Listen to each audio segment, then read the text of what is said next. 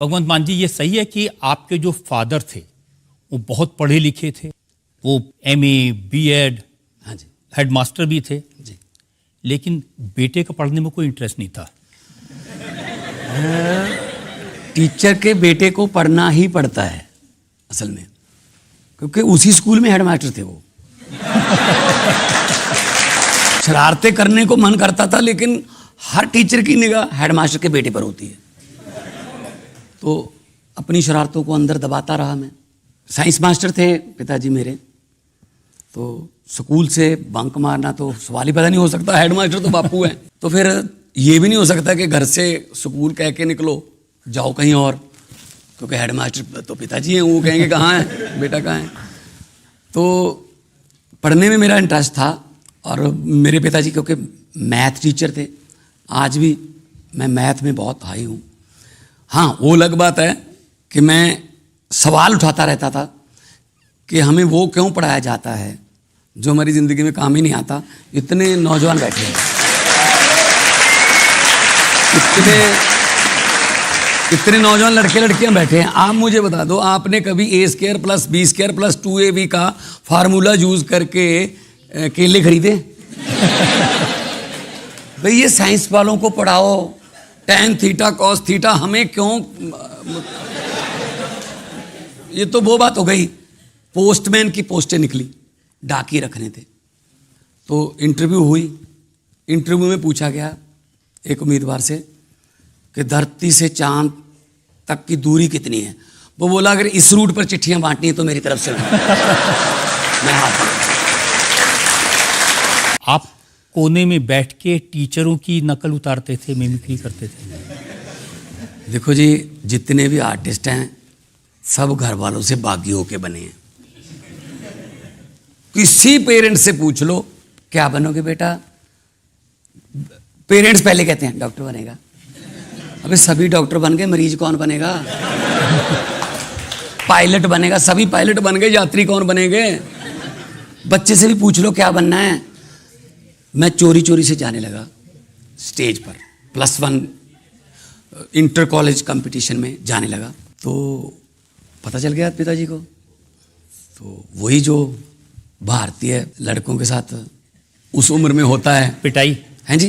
पिटाई सर ये वाली नहीं, ये वाली।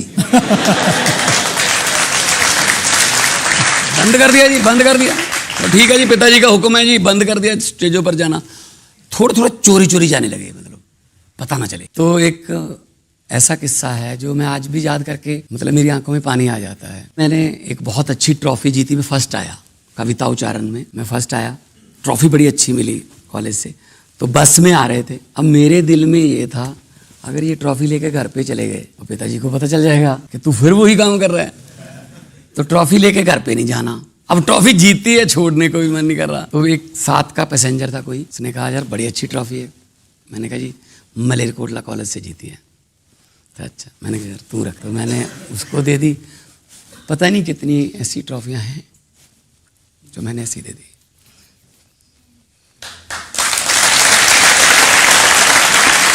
तो मैं आपके शो के जरिए लाखों माँ बाप देख रहे होंगे, मैं ये कहना चाहता हूँ बच्चों का टैलेंट जरूर पहचान, उनको दबाओ मत। अगर कोई गलत, आजकल तो प्रोफेशन इतने खुल गए हैं, जाने दो उनको, कोई प्रोटोकॉल में ना रखो उनको आसमान दो, उनको पंख दे दो उड़ने का, लेकिन उसका रूट तय मत करो। वो खुले उड़े, अपने आप उड़े। जो रनवे है वो जहाज को उड़ाता नहीं है, रनवे जहाज को मौका देता है। आगे तो फिर जहाज के इंजनों पर डिपेंड करता है कि वो 20 मिनट बाद चंडीगढ़ उतरेगा दिल्ली से, या फिर 14 घंटे बाद सैन फ्रांसिस्को उतरेगा। ये तो उसके इंजनों पर डिपेंड करता है। लेकिन जहाज के लिए रनवे जरूरी है। रनवे बने, पेरेंट्स, टीचर, जहाज, ये सारे जहाज हैं, उड़ सकते हैं, बस रनवे मिल जाए। अच्छा, जब आपको रनवे मिला, आपका जहाज उड़ गया, तो पिताजी ने रिकॉग्नाइज किया कि वाकई में टेक ऑफ कर लिया इसने? ये भी सच है। बाद में माँ बाप इंटरव्यू देते, बच्चे में पहले दिन ही मैंने तो पहचान लिया था टैलेंट है। मैंने बहुत अप्रिशिएट किया फिर बच्चे को, जा इसी लाइन में जा। कोई नहीं करता जी, सब झूठ बोलते हैं वो, ठीक है ना। पहले वो पिटाई करते हैं, फिर हद तो उस दिन हो गई जब पटियाला, मैं उस समय पटियाला रहता था मैं, तो सरकारी स्कूल की, क्योंकि हेड टीचर थे तो उनके नाम पे चिट्ठी आई, गवर्नमेंट की चिट्ठी आई खाकी कलर की, भारत सरकार सेवा थी जिसपे लिखा होता है। उसमें लिखा हुआ, मेरे पिताजी का नाम महेंद्र सिंह था, उसमें लिखा हुआ महेंद्र सिंह, फादर ऑफ भगवंत मान, सरकार हेडमास्टर सरकारी मिडिल स्कूल। ये मैंने चिट्ठी उठाई, पिताजी के पास ले गया। मैंने कहा सर, पिताजी, मास्टर जी, ये सन ऑफ तो चलता है, ये फादर ऑफ कब से चलने लगा है? वो भी सरकारी चिट्ठियों में, वो भी सरकारी चिट्ठियों में। और मुझसे बोले, वो मैंने कहा है तेरे नाम से चिट्ठी जरा जल्दी आ जाती है। फिर वो उस शोहरत को एंजॉय करने लगते हैं माँ बाप जो हैं। तो फिर उन्होंने मतलब अपना नाम तो कभी बताया ही नहीं किसी को। वो तो मेरी एक बार मेरी बहन को फ़ोन किया, सगी बहन को, हाँ मनप्रीत, मैं भगवंत मान का फादर बोल रहा हूँ। वो कहती मेरे नहीं है। तो उनको फिर एंजॉय करना। लेकिन आपकी जो उस वक्त कॉमेडी थी, सटायर था, उसमें आप खबरें घुसा देते थे, उसमें आप राजनीति घुसा देते थे। मतलब ये राजनीति माने का शौक तभी से था? पिताजी क्योंकि एमए, बीएससी, बीएड थे, एमए पॉलिटिकल साइंस, बीएससी और बीएड, और उनको राजनीति का बहुत शौक था। मैं 2-2, 3-3 दिन, तब रिजल्ट जो आते थे इलेक्शन के, तो पर्चियां गिनते थे, तो 2-2, 3-3 दिन रिजल्ट आते रहते थे, तो मुझे बिठा लेते थे कि लिख। तब से मुझे पता है फुल फॉर्म ऑफ डीएमके और एआईडीएमके, जो तमिलनाडु की पार्टियां हैं। मेरे ख्याल में 80% पार्लियामेंट में जो बैठे हैं ना, उनको भी नहीं पता होगा full form. Dravida Munnetra Kazhagam, all India Dravida Munnetra Kazhagam. मेरे पिताजी ने तब से, फिर स्पोर्ट्स का बहुत शौक था, हॉकी का मैच देखते थे, मैं भी हॉकी के लिए, मैं भी स्पोर्ट्स में देखने का। स्पोर्ट्स के लिए तो मैं इतना, क्योंकि तब दूरदर्शन ही था, तब 4 ग्रैंड स्लैम भी, French open, Wimbledon, Australian open और यूएस ओपन, वो भी दूरदर्शन पे ही आते थे। तब थे मार्टिना नवरातिलोवा, जॉन मैकेनरो, जो आपकी तरह लड़का था। लड़ता था वो, पैसे फेंक देता था। बोरिस बेकर, उस समय गैब्रिएला साबातीनी, उस समय मैं देखता रहता था। क्रिकेट का शौक हुआ तो आज मैं, मतलब 1990 से लेके आज तक मैं बैटिंग ऑर्डर के मुताबिक हर टीम के प्लेयरों का नाम बता सकता हूँ। अच्छा बताइए, वेस्ट इंडीज के प्लेयर का नाम? वेस्ट इंडीज टीम जब मैंने सुनना शुरू किया रेडियो पर, तब थे Desmond Haynes, Gordon Green, Richie Richardson, Gus Logie, Vivian Richard, Carl Hooper, Jeffrey Dujon जो कि विकेटकीपर थे, और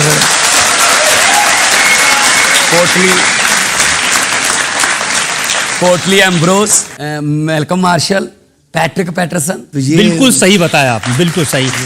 मैं उस वक्त से क्रिकेट को फॉलो करता हूं और आपने एक नाम बिल्कुल सही बताया जी। मैं और ऑर्डर भी सही है। बहुत स्पोर्ट्स का तो मैं आज भी बहुत बड़ा फैन हूँ, और स्पोर्ट्स के लिए पंजाब सरकार की तरफ से जो हम करना चाहते हैं वो भी बहुत बड़ा करेंगे। और हॉकी में अभी भी 7 प्लेयर, हमारी 8 प्लेयर अभी नेशनल हॉकी टीम में पंजाब के हैं, तो हॉकी की नर्सरी बोला जाता है। लेकिन ये खेल देखते देखते आप राजनीति के खेल में कैसे उतर गए? बड़ा अच्छा, मैं तो लफ्टर चैलेंज भी आ गया था। बॉलीवुड में मैंने मूवीज़ भी शुरू कर दी थी। अपने मूवी में मैंने धर्मेंद्र जी, सनी देओल और बॉबी देओल थे, कैटरीना कैफ, मेरा करियर शुरू हो गया था बॉलीवुड का। लेकिन अचानक से 2011 में मनप्रीत बादल, जो कि उस समय के फाइनेंस मिनिस्टर थे, बादल, प्रकाश सिंह बादल के भतीजा थे, उन्होंने अलग होके इस्तीफा देके एक अलग पार्टी बनाने का मन बना लिया। और उन्होंने कहा जो जो पंजाब के लिए दर्द रखते हैं अपने दिल में, वो मेरे साथ आ जाएं। तो सबसे पहले मैं गया उनके लिए। तो कटरीना कैफ को छोड़ के मनप्रीत बादल के पास आ गए।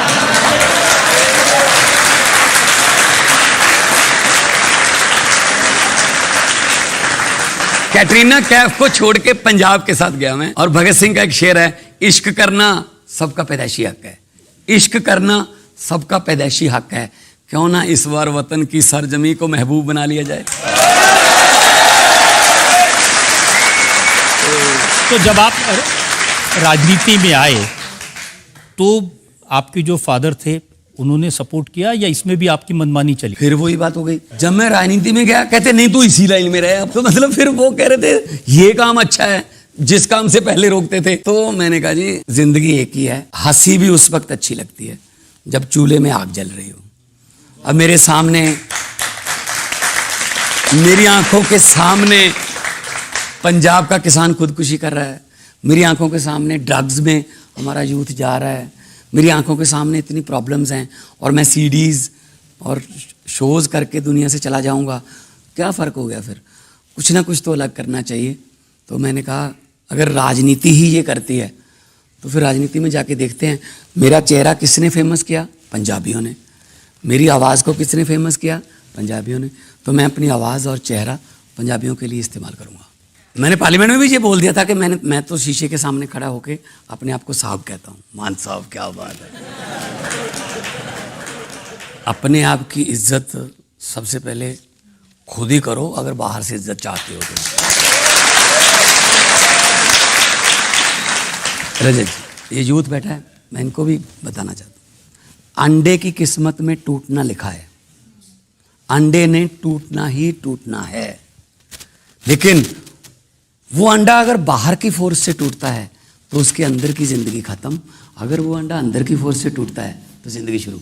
आप कौन हो, आप कौन हो ये खुद डिसाइड करो, ना कि बाहर से आपको कोई डिसाइड करे तुम ये बन सकते हो, तुम वो बन सकते हो, तुम्हें ये नहीं हो सकता, तुम वो कर सकते हो। तुम्हें सब पता है। सबसे बड़े जज और सबसे बड़े अपने क्रिटिक तुम खुद ही होते हो। आपके जज थे नवजोत सिंह सिद्धू जी। तो सिद्धू साहब कहते हैं कि कोई पीली पगड़ी पहन के भगत सिंह नहीं बन जाता। भगत सिंह ने तो देश के लिए जान न्यौछावर की थी। वो कहते हैं भगवंत मान ने तो पंजाब को गुलाम बना दिया। नहीं, मैंने कब कहा कि मैं भगत सिंह बन गया? मैं तो उसके पाँव के धूल का एक तिनका भी नहीं हूँ।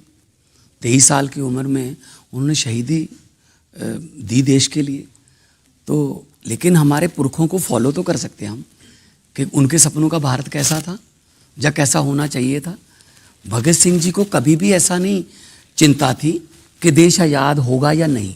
वो उनको पता था आज़ादी तो आएगी, लेकिन उनको सबसे बड़ी चिंता ये थी कि आज़ाद होने के बाद देश कौन से हाथों में जाएगा। तो फिर चिंता सही साबित हुई ना कि आज फिर 75 साल बाद हम बाहर के वीज़े लगवा रहे हैं, जिनको निकालने के लिए भगत सिंह जैसे, शहीद उधम सिंह जैसे, जिनको बदले लेते हुए, और करतार सिंह सराभा, राजगुरु सुखदेव, हमारे योद्धा फांसी पे चढ़ गए अंग्रेज़ों को देश से निकालने के लिए। आज हम 30-30, 40-40 लाख रुपए ट्रैवल एजेंट के पास लेकर खड़े हैं अंग्रेज़ों के पास पहुंचने के लिए। क्या किया फिर हमने? तो भगत सिंह के सपनों की आज़ादी अगर बसंती रंग की पगड़ी पहनकर अगर कहीं जाती है तो इसमें तो कोई आपत्ति नहीं होनी चाहिए किसी को। वैसे भी चलो सिद्धू साहब तो सीनियर हैं, मेरे जज थे वो लाफ्टर चैलेंज में, और कई बार तो हमें भी नहीं पता चलता था कि क्या हमने बोल दिया कि बंद ही नहीं हो रहे हंसने से। मतलब उनका अपना अंदाज़ है, उनका अपना अंदाज़ है। वो कांग्रेस में हैं, पहले बीजेपी में थे, लेकिन उससे पहले अकाली दल में भी थे, और उनका अपना अंदाज़ है। एक ही शेर है, वही मोदी के लिए, वही आसाराम के लिए, वही सोनिया के लिए, वही मनमोहन सिंह के लिए, वही। तो कम से कम मैं हालातों के मुताबिक तो बोलता हूँ ना कि आज ये नहीं बोलना। अब उनका तो रट्टा लगा हुआ जो बोलते रहे से। लेकिन एक टाइम तो आप कहते थे मैं इनका फैन हूँ, मेरे रोल मॉडल हैं सिद्धू साहब। हाँ जी, मैं वो क्रिकेट में फ़ैन हूँ। मैं जब वो ओपनर आते थे आज भी श्रीकांत के साथ आते थे ओपनर। लेकिन राजनीति में मैंने सुना कि एक बार ऐसा मौका था जो अरविंद केजरीवाल उनको फेस बनाना चाहते थे आम आदमी पार्टी का पंजाब में। मैं खुद ये अरविंद जी के पास पेशकश लेके गया, अगर नवजोत सिंह सिद्धू आना चाहते हैं पार्टी में, अगर वो चाहते हैं मुझे मुख्यमंत्री बना दो, मैंने कहा जी आपको मेरे से पूछने की ज़रूरत नहीं, आप बना देना। मैं उनका, वो टॉप पोस्ट पे रहे, मैं काम कर लूँगा। मेरा मकसद सिर्फ पंजाब को बचाना है, पंजाब को ड्रग्स से, पंजाब को ये जो हमारा ब्रेन ड्रेन हो रहा है, भाग रही है हमारा यूथ कनाडा अमेरिका को भाग रहा है, तो इसमें मेरे लिए कोई कुर्सी अहमियत नहीं रखती थी। लेकिन उन्होंने कहा कि मैं तो इधर जाऊंगा। देखिए, आप हमेशा कहते हैं कि मैं पंजाब में बदलाव करने आया। सिद्धू जी कहते हैं कि ये बदलाव करने नहीं आए। 1.5 साल में इन्होंने कुछ बदलाव नहीं किया। भगवंत मान ने सिर्फ अपनी पत्नी बदली। इससे पता चलता है कि इतना बदलाव आ चुका है कि मुद्दों के बारे में बोल ही नहीं सकते। मेरी दूसरी शादी हुई और लीगल शादी है। गुरु ग्रंथ साहब जी के उनको घर पे उनका आसन करवा के 4 लामा लिए हैं। इसमें क्या दिक्कत है किसी को? ये मुद्दा है पंजाब। सिद्धू साहब कह रहे हैं ना, तो सिद्धू साहब को कम से कम ये तो याद रखना चाहिए था, उनकी माँ की भी दूसरी थी। जिनके अपने घर शीशे के होते हैं, दूसरों पर पत्थर नहीं। मेरी वाइफ है, डॉक्टर है, MBBS डॉक्टर है, उसको राजनीति में अभी मतलब कभी आई ही नहीं। हाँ, सोशल फंक्शनों पे चली जाती है, फिर भी उस पे ही आके आपने यही इस निचले लेवल पे नीचे आके आप लोग कमेंट करते हो, जो अच्छा नहीं है, व्यक्तिगत अच्छा नहीं लगता। मैं आपकी बात से सहमत हूँ, इस तरह का कमेंट नहीं करना चाहिए, ऐसी चीज़ें पब्लिक डोमेन में नहीं। अगर वो ऐसी पिच पे खेलना चाहते हैं तो मेरे पास भी फिर शॉट हैं। जिस दिन ये बात बोली थी ना, उसमें जितने बैठे थे 80% की दूसरियां हैं, या उनकी दूसरियां, या उनके बाप की दूसरियां, तीसरियां। आपको सबकी खबर है। मुख्यमंत्री हूँ पंजाब का जी। मजीठिया साहब के साथ कहते हैं कि अब गले लगने का वक्त आ गया। उन्होंने तो सिद्धू को, देखो सिद्धू और मजीठिया के आपस में गाली गलोच तक भी चले जाते थे, एक दूसरे के खिलाफ लड़े और दोनों ही हारे। जीता कौन? जीवन ज्योत कौर, हमारी एक NGO चलाती है लड़की, वो जीत गई, दोनों हारे। एक फंक्शन पे दोनों ने जप्फी डाल ली कि जी आ जाओ जप्फी डाल। तो लोग देखो, लोग फिर अपने आप को चीटेड फील करते हैं कि यार इनके पीछे लग के हम अपने चाचा से, अपने ता से, अपने रिश्तेदारों से हमने बोलती बंद कर रखी है कि मैं तो इस तरफ हूँ, वो इस तरफ है, ये दोनों आपस में मिल जाते हैं। तो सर अगर करना है ना तो फिर तरीके से करो। वो शेर है ना कि दुश्मनी करनी है तो जम के करो, मगर ख्याल इतना रहे कभी दोबारा दोस्त बने तो शर्मिंदा ना। जैसी भाषा सिद्धू बोलते हैं ऐसी भाषा सुखबीर बादल भी बोलते हैं। अभी कहा कि ये चीफ मिनिस्टर तो पागल है। प्रकाश सिंह बादल हार गए, सुखबीर बादल हार गया, उनका दामाद हार गया, उनका साला हार गया, उनके रिश्तेदार हार गए, भतीजा हार गया, कैप्टन अमरिंदर सिंह हार गया, चन्नी हार गया, सब हार गए। अब इनसे ये बात बर्दाश्त नहीं होती कि एक टीचर का बेटा मुख्यमंत्री कब बन गया। इसका मतलब वो 3.5 करोड़ लोगों को गाली दे रहे हैं कि उन्होंने पागल चुन लिया है। सुखबीर बादल स्टेज पर कह रहा है कि बैठे हैं सरदार प्रकाश सिंह बादल, ये मेरे पिता समान है। बादल साहब को खड़े होकर बोलना पड़ा, पिता हूं। ये जो बड़े बड़े स्कूलों में पढ़े हैं, पहाड़ों वाले स्कूलों में सर, इनको 100 के ऊपर गिनती आती है, उससे नीचे तो आती नहीं। अगर इन्होंने 144 करोड़ कहना हो, ये कहते हैं 144 करोड़। 100 तो आता है लेकिन 44 नहीं आता इनको, 44 नहीं बोल सकते ये। आप सिद्धू साहब कहते हैं मैं इनको मजनू मान कहता हूं। कौन है सिद्धू साहब? सिद्धू साहब कौन है सर? विधायक है?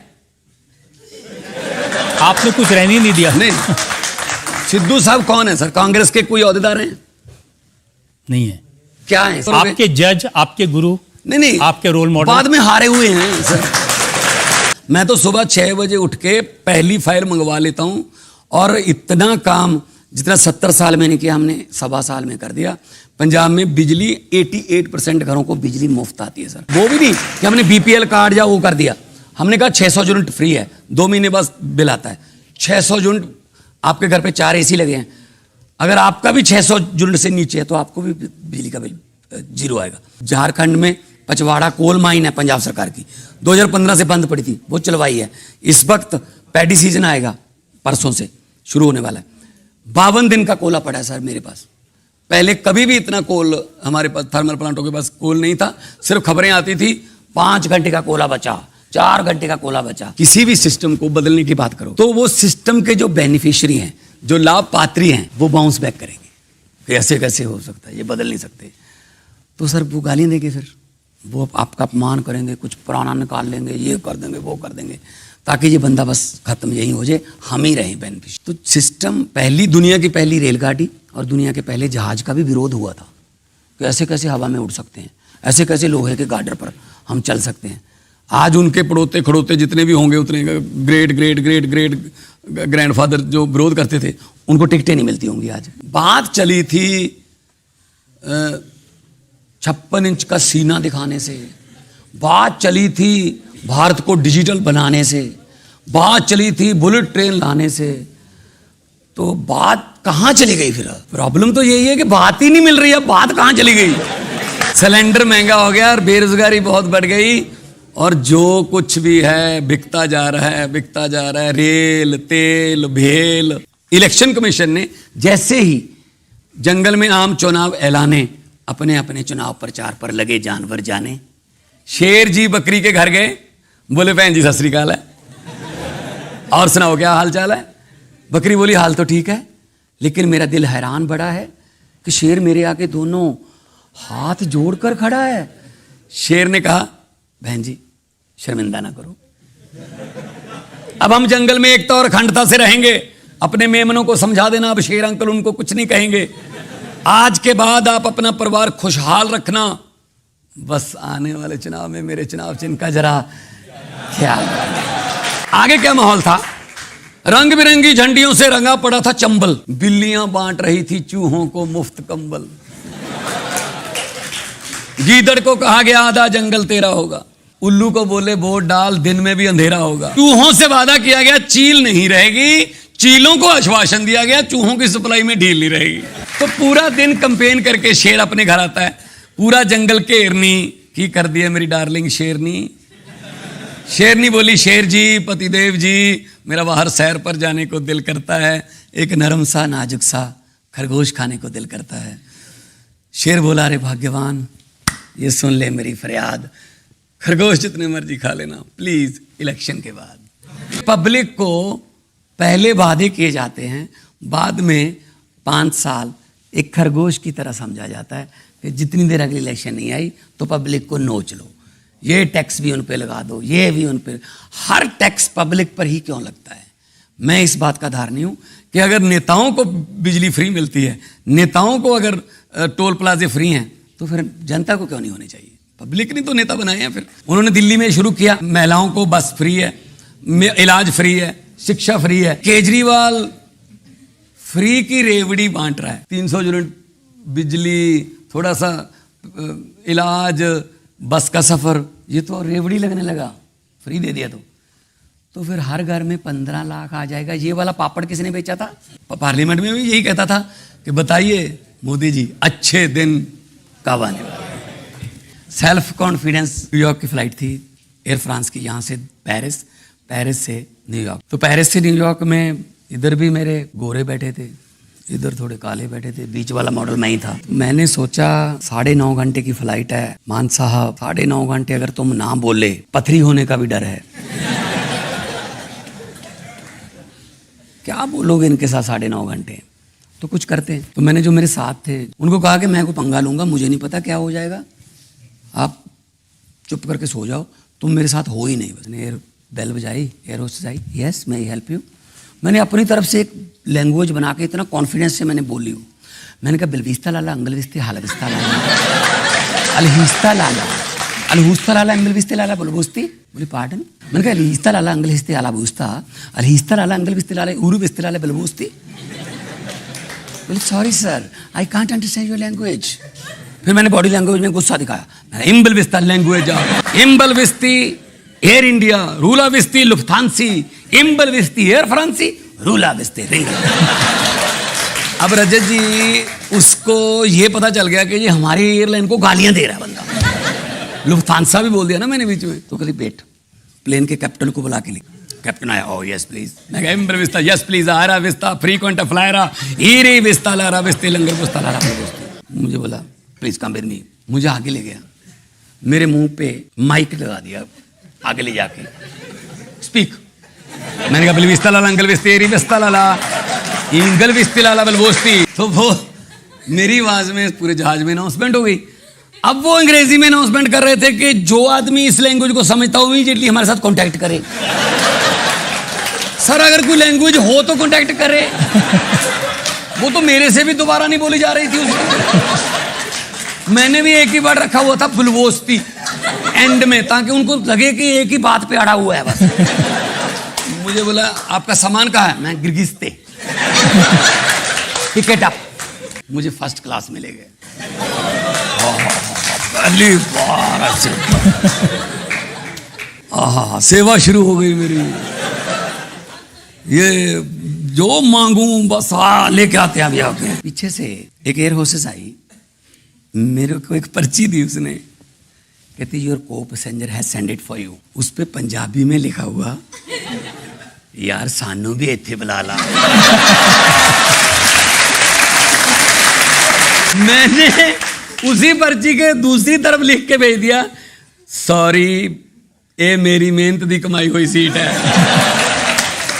हर आती जाती एयर होस्टेस मुझसे पूछ के जाती थी आर यू ओके। मैं कहता था बलबोस्ती बलबोस्ती। ठीक ठीक हो गया। आपने 122 एमएलएज और मंत्रियों की, जो फॉर्मर एमएलए और फॉर्मर मंत्री हैं, उनकी सिक्योरिटी विड्रॉ कर ली है। सर सिक्योरिटी गार्ड लेके, वो सिक्योरिटी का काम तो लेते नहीं। सिक्योरिटी वाले पंजाब पुलिस के बहुत से अभी भी हैं अफसरों के पास, हम लगे हुए हैं ढूंढने।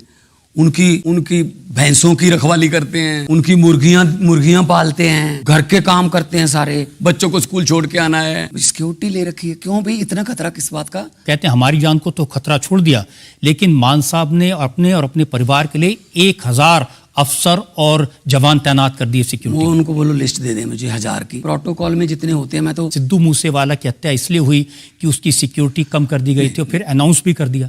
जिस दिन उनके यहाँ घटना हुई उस दिन भी उनके घर पे 2 गनमैन थे, उनको साथ में नहीं लेके गए। उनके पास अपनी बनवाई हुई बुलेट प्रूफ गाड़ी थी, वो भी नहीं लेके गए। तो रीज़न सिर्फ ये नहीं है। हाँ, मौत बहुत किसी की भी हो वो बहुत दर्दनाक है। उनका 29 गैंगस्टर हैं वो पकड़ लिए, 3 इनकाउंटर में मारे गए, 3000 पन्नों का जो है वो चालान पेश कर दिया। हम अपनी तरफ से, मेरा कोई किसी, हम वो वाले नहीं हैं सर जो कोई माफिया पालते हैं या किसी गैंगस्टर को पॉलिटिकल असाइलम देते हैं, शह देते हैं राजनीतिक। हम तो पंजाब की जनता के साथ हैं। कौन था वो जो पकड़े गए हैं, उनको किसने पाला था? वो दूसरी पार्टियों वाले, कोई उसका कोई उसका कोई उसका कोई उसका। तो वो काम पंजाब में बंद हो गया। माफिया सारे बंद हो गए, sand mafia, land mafia, transport mafia सब बंद हो गए। इसीलिए ये मुझे गालियां दे रहे हैं, क्योंकि मैंने पैसे तो कमाने नहीं सर। हाँ, इतना जरूर है कि मेरे सामने अगर पंजाब का कोई पैसा लूटेगा और मेरे पास वो पेन होगा कि मैं उसका हिसाब ले सकता हूँ, तो उसका हिसाब लिया जाएगा। हमारे पंजाब में एक रूल है, जैसे ही आप एमएलए बन गए आपको एक सैलरी मिलती है 85,000 प्लस जो इंसेंटिव और भत्ते। अगर आप एमएलए नहीं बने तो आपको 70-75 हजार रुपया पेंशन मिलेगी। अगर आप अगली बार एमएलए बन गए फिर सैलरी मिलेगी। अगर आप 4 बार एमएलए बन गए, 5वीं बार आपको टिकट नहीं दिया पार्टी ने, जहाँ हार गए, तो आपको 4 पेंशनें मिलेंगी। मतलब 70-70 जोड़ के 2,80,000। मतलब जितनी बार एमएलए बनते जाएंगे आपकी पेंशन बढ़ती जाएगी। कईयों को तो हारने में फायदा था, जीतेंगे तो 85,000, हारेंगे तो 3 लाख। तो हमने कहा जी ये तो बात अच्छी नहीं है, आप 2 दिन भी विधायक रह ले तो आपको वो भी मिलेगा पता। तो हमने सबसे पहले उनको कहा 1 विधायक 1 पेंशन, बाकी कोई पेंशन आपको नहीं दी जाएगी। छोटे से गाँव में भैंसों की पूंछ पकड़ के तैराकी सीखी हमने, तालाब में भैंसें जाती थी, तो आज भी वहां जाता हूँ। मेरी माँ वहीं रहती है, गाँव में आती जाती रहती है। तभी तो भगवान जी वो लोग कहते हैं कि जो भैंस की पूंछ पकड़ के तालाब में जाता था वो मुख्यमंत्री बन गया, दिमाग तो खराब होगा ही। I was 17 at that time when I become a big star. 17 साल का था, +2 ग्रेड में पढ़ता था मैं। तो पैसे की तो कोई कमी नहीं, शोहरत की कोई कमी नहीं रही। वो कहते हैं स्टेज चलाना अलग बात होती है, स्टेट चलाना अलग बात होती है। 29,237 सरकारी नौकरियां दे दी सर। 582 आम आदमी क्लिनिक खुल गए, 80 और तैयार हैं। स्कूल ऑफ एमिनेंस तैयार हैं, 15 अगस्त को 15 स्कूल ऑफ एमिनेंस आएंगे। बिजली 88% घरों को फ्री आती है सर। कोई पंजाब का जहाँ होगा उससे पूछ लो, अगर कोई पंजाब का होगा तो। मैं पंजाब तो यहाँ से 200 किलोमीटर सर, कैमरे भेज दो आप, तो आप वहां से पता करवा लो। कैमरे भेजते हैं ना तो उसमें हर जगह भगवंत मान की तस्वीर दिखाई देती है। जो भी काम होता है सबसे पहले मान साहब की तस्वीर। मेरी तस्वीर तो वहां भी है जहां आपके कैमरे दिखा नहीं सकते लोगों के दिलों में। सर प्यार करते हैं लोग, आज के जमाने में लोग इतना प्यार। मैं जाता हूं, फूलों से मेरी पगड़ी भर जाती है, फूल फेंकते हैं। बादल साहब की तस्वीर छपती थी या अमरिंदर सिंह की तस्वीर छपती थी, आप कहते थे ये पैसा वेस्ट हो रहा है, आप कहते थे। लेकिन क्लिनिक के ऊपर भगवान मान की तस्वीर। सर पहली बात तो ये है कि कोई अच्छा काम हो रहा है उसको उसकी पब्लिक तक तो पहुंचाना पड़ेगा। हर एक के पास तो व्हाट्सएप नहीं है। अब गांव में अगर आपको बात पहुंचानी है, कहाँ गांव वाला जाता है? मान साहब काम पंजाब में करते हैं, विज्ञापन गुजरात में छपता है, वहां चुनाव। तो गुजरात वाले भी देख लें, गुजरात वाले भी देख लेंगे पंजाब में अच्छा काम हो रहा है, वो अपनी सरकार से कहें कि ये पंजाब में हो रहा है, यहाँ क्यों नहीं करते आप? हम तो ऐसे ही बताएंगे सबको। यूएस जाने के लिए यहाँ संपर्क करें, कनाडा जाने के लिए हमें संपर्क करें। या बहुत बड़ी त्रासदी है, ये सिस्टम का कसूर है उसमें। तो हम तो कोशिश ये कर रहे हैं कि उनको यहीं रखें, उनको यहीं पे डिग्री मिले और उसी डिग्री के मुताबिक यहीं पे रोजगार मिल जाए। विदेश में जाना कोई आसान बात नहीं है सर। अभी आप देख रहे होंगे कि 600-700 स्टूडेंट जो हैं उन पर तलवार लटक रही है, डिपोर्ट करने वाले हैं कनाडा वाले, क्योंकि गलत दस्तावेज से यहाँ से कनाडा में चले गए।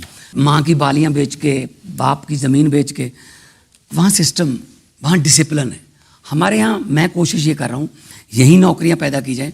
अभी इससे पहले क्या होता था ना, पंजाब में इंडस्ट्री जो थी वो वापस चलेगी। कारण जो भी इंडस्ट्रियलिस्ट आता था, मैं यहाँ फैक्ट्री सेट करूंगा, उससे पहले ये पूछा जाता था मेरा कितना। मतलब वो एमओयू एक फैमिली के साथ करने आते थे। अब एमओयू 3.5 करोड़ लोगों के साथ होता है। टाटा आ रहा है, biggest, second biggest after Jamshedpur, Ludhiana में कितने हजार लोगों को, लड़के लड़कियों को काम मिलेगा। जीएसडब्ल्यू आ गया, वर्धमान है हमारे पास, हीरो है ऑलरेडी, और गूगल आ रहा है, वंडरला आ रहा है, बहुत बड़ी बड़ी इंडस्ट्री। ड्रग माफिया पंजाब के कोने कोने में है, गली गली में नौजवान ड्रग्स ले रहे हैं। पहले पंजाब सिर्फ ट्रांजिट स्टेट थी ड्रग के लिए, उधर से आता था ड्रग, मुंबई वगैरह इधर जाता। क्या हो गया कि कंज्यूमिंग स्टेट बन गई। हमारे यूथ में बहुत ड्रग आ गया उसमें, उसके कारण भी वही है बेरोजगारी। अगर उनको काम मिल जाए तो वो बिल्कुल भी इधर उधर नहीं जाएंगे। अभी हमने खेलों का शुरू किया है। अभी हमने पंजाब पुलिस में भर्ती के लिए हर साल अनाउंसमेंट कर दी, 2200 लड़का रखा जाएगा ताकि वो तैयारी करें।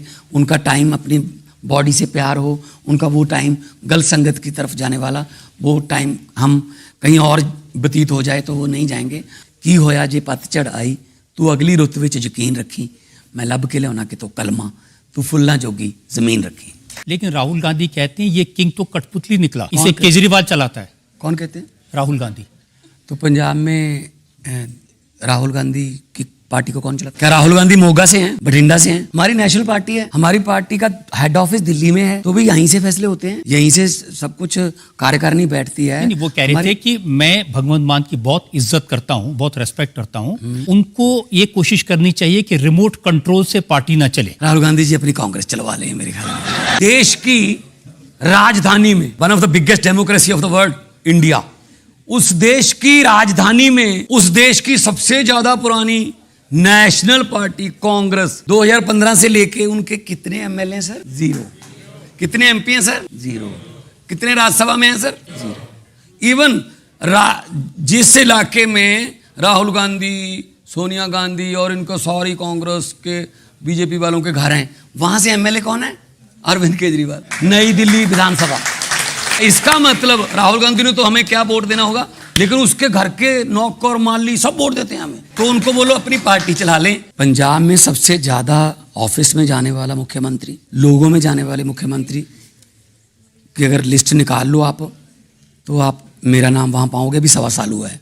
अब सुखबीर बादल, इनकी सबकी बात करना, ये तो तर्स के आधार पर ही बात कर सकते हैं, और तो क्या हो। किसी को नहीं पता कि भगवंत मान किसको कब निकाल देंगे, और ये भी तो है कि किसी को नहीं पता उसको कब मंत्री बना देंगे। अगर कोई गलत काम करेगा, मेरा रिश्तेदार हो चाहे मेरा सगा, मेरे घर का कोई सदस्य हो, अगर वो गलत काम करेगा तो सजा उसको भी मिलेगी। फिर मैंने तो ये बोल रखा है, अगर मैंने 1.25 साल हो गया सर, अगर मैंने 1 रुपया भी सरकार का खा लिया, सरकार के पैसे का दुरुपयोग, 1 रुपया खा लिया, मतलब वो 1 रुपया नहीं, समझो सल्फास की गोली खा ली मैंने। इससे ज्यादा गारंटी कोई आज के जमाने में नहीं दे सकता। अपने घर वालों को कोई हाथ नहीं लगाता। हमने तो पहले, सबसे पहले अपना स्वास्थ्य मंत्री हमने निकाला, फिर एक एमएलए की शिकायत आई उसको निकाला। अगर हम दूसरों को करप्शन के लिए पकड़ते हैं, तो अगर हमारे घर पे है तो सफाई तो वहाँ भी करनी पड़ेगी, और हमारा चुनाव चिन्ह भी झाड़ू है सर। मैं तो हर रोज यही अरदास करता हूँ, परमात्मा मेरे से कोई ऐसा फैसला मत करवा देना जिससे किसी के घर के चूल्हे की आग बुझ जाए।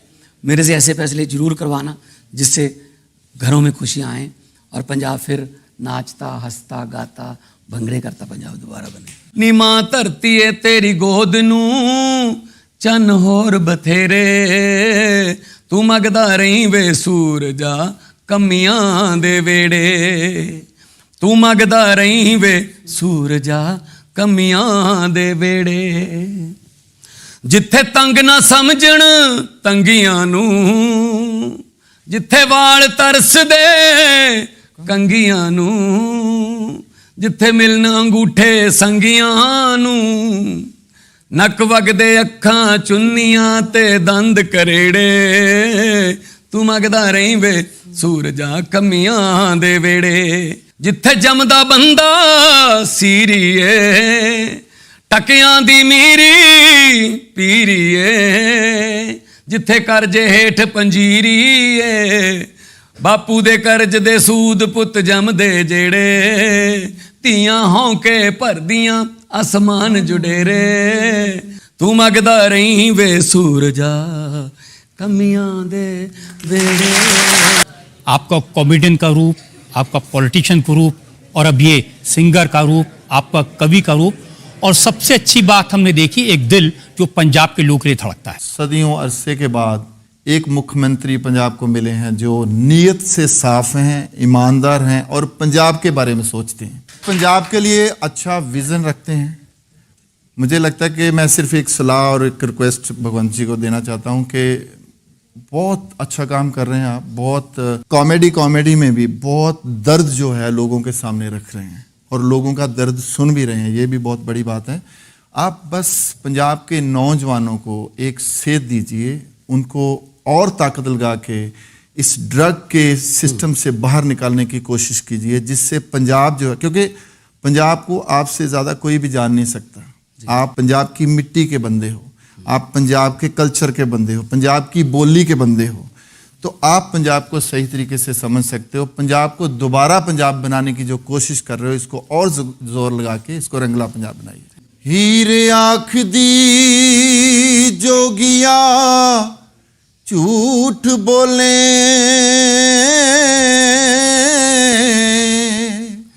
कौन रुठड़े यार मनाम दाई,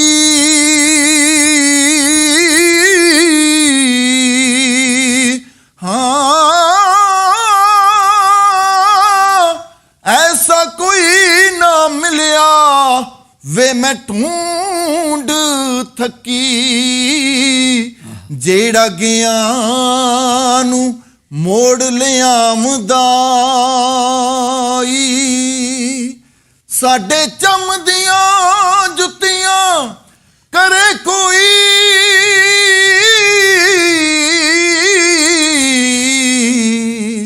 जेड़ा जीव दा रोग गवामदाई, हो भला दस खाचरी विछुनिया नू